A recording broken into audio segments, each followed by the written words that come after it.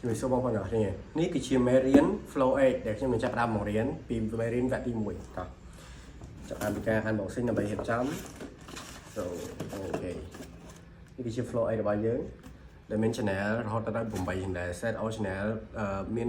2 set all និង mono ហ្នឹងគឺវាជាប់គ្នាបងប្អូន channel 5 channel 5 6ហ្នឹងគឺវាមួយ channel 7 8ហ្នឹងមួយ channel ដែលបានវា set all សងខាង link ចូលគ្នាស្រាប់អស់ហើយនេះ4 channel នេះគឺយើងអាចប្រើ Phantom បានប្រើ48 volt បានណាសម្រាប់ឧបករណ៍ដូចជា guitar bass អីចឹងដែលត្រូវការប្រើភ្លើងចូលដូចជា DI ដែលយើងត្រូវបញ្ចូលភ្លើងចូលយើងអាចប្រើ channel នេះបានបងប្អូនវាអាចបញ្ចូល Phantom បានហើយមកជាមួយនឹង run out 2បើណែ run out ហ្នឹងយើងបញ្ជូនទៅ monitor យើងអាចបញ្ជូនបានទៅឆ្វេងស្ដាំបាន2គ្រាប់ឬក៏ស៊ីសល់បងប្អូនដែលប្រើទេហើយក៏មាន run ការសម្រាប់យើងស្ដាប់ដែរហើយមួយទៀតគឺការ record សំឡេងគឺយើងអាច record សំឡេងចេញពី run USB នេះបានណាបងប្អូនតោះមកសាញ់ញ៉ាំយូរដើម្បីបងប្អូនអាចចូលទៅប្រើប្រាស់ទាំងស្រុងនៅខាងក្នុងនេះបានបងប្អូនចាំបាច់ត្រូវតែ download app មិនថាក្នុងទូរស័ព្ទដៃ Android iOS ឬក៏ iPad ឬក៏ tablet ទេបងប្អូនអាច download app នេះបានដែលមានឈ្មោះថា Behringer Flow 8បងប្អូនអាច download មកបន្ទាប់មកបងប្អូនត្រូវចុចលើពាក្យនេះចុចលើពាក្យ pairing នេះហើយចូលទៅក្នុង pairing ហ្នឹងមកចុចចូលទៅបន្ទាប់មកខ្ញុំវាមាន2វាមានពាក្យថា pairing audio និង pairing app ចង់បងប្អូនចុចពាក្យ pairing app ទៅអូខេវាកំពុងតែ pairing ហើយយើងមកសង្កត់អានេះវិញសង្កត់ឲ្យវា search រកគ្នាអញ្ចឹងណាចាំបើសិនជាអត់ជាប់ទៀតបងប្អូនអាចមើល Bluetooth បានតែ Bluetooth បងប្អូនបើកទៅនៅចឹងបើកឲ្យអស់ចឹងមកមិនវាអាច search ឃើញនេះចូលមកហើយបងប្អូនត្រូវចុចលើពាក្យ continue session let's go ឥឡូវយើងបានចូលមកដល់ក្នុង app ហើយចឹងបញ្ហា Behringer បងប្អូនត្រូវតែ check មុនគេគឺ check gain ហ្នឹងបងប្អូនមុននឹងធ្វើអីផ្សេងណាចឹងដើម្បី check gain check អីបានបងប្អូនត្រូវស្កាត់លើ channel នេះ channel 1នេះ gain បុក dB ខ្ញុំតម្លាក់វាអស់សិនទៅ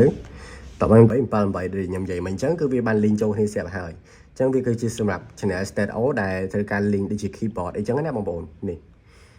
ហើយនេះយើងអាច connect Bluetooth ទៅដើម្បីចាក់បាន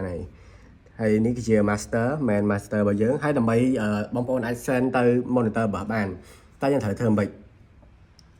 send effect send monitor ហ្នឹងគឺងាយស្រួលមែនតើបងប្អូននៅលើ Flow 8ណាបងប្អូនគ្រាន់តែចុចទៅលើពាក្យ monitor 1 ខុញ channel 1ឡើងទៅអានេះគឺដើរតួជា channel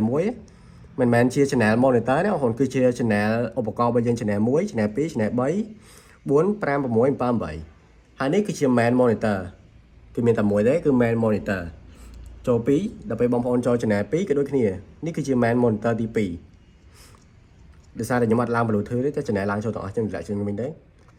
ហើយ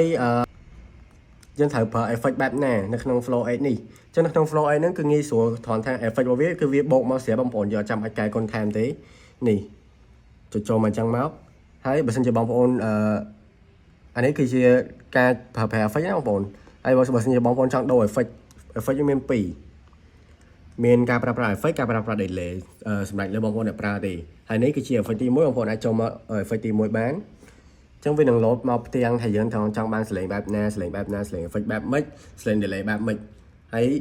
វាមាន2 function នេះយើងរើសទី1 function instrument ទី2គឺ function vocal នេះគឺជា function micro បងប្អូនអញ្ចឹងបងប្អូនអាចជ្រើសរើសបានថា effect មួយណាដែលបងប្អូនត្រូវការហើយនេះគឺជា delay បងប្អូនចូលទី2ដូចគ្នានេះគឺ delay គឺមាន delay ហើយក៏មាន tab delay ឲ្យយើងដែរបងប្អូន tab tempo delay ណាគឺសបាយលេងមែនតើបាននៅលើ Flow 8នេះនិយាយទៅគឺប្រៀបដូចជាមាន mixer ដែល8 channel មានរាងធំជំនាន់យើងពីដើមនឹងតែដោយសារតែខាងក្រុមហ៊ុនគឺ modify មកបែប clean ស្អាតហើយនឹងទាន់សម័យតែប៉ុន្តែ mixer នេះគឺអត់មានអីថ្មីទេបងប្អូនគឺចេញមកជិត10ឆ្នាំហើយតែដោយសារតែយើងតែផ្ទុះល្បីទលំទលាយអញ្ចឹងទៅក៏ខ្ញុំបញ្ចេញជាមេរៀនមួយដើម្បីបងប្អូនទាំងអស់គ្នាឆាប់បានយល់អញ្ចឹងទៅថាការប្រើប្រាស់វាងាយស្រួលបែបម៉េចហើយបងប្អូនចង់ដឹងថាដឹងពីរបៀបភ្ជាប់ app ភ្ជាប់អីអស់ហើយតើនៅពេលដែលអត់មាន iPad អត់មានអីយើងមានបញ្ហាព្រាមៗយើងត្រូវសេរីមិនអញ្ចឹងនៅក្នុងនេះគឺរត់តែស្រួលទេបងប្អូនសម្រាប់បងប្អូនដែលមានបញ្ហាថាអត់ដឹងថាសេរីនៅក្នុង iPad សេរីមិនអញ្ចឹងនៅខាងក្រៅនេះខ្ញុំប្រាប់ថាត្រូវសេរីបែបម៉េចអញ្ចឹងជួបគ្នានៅវីដេអូទី2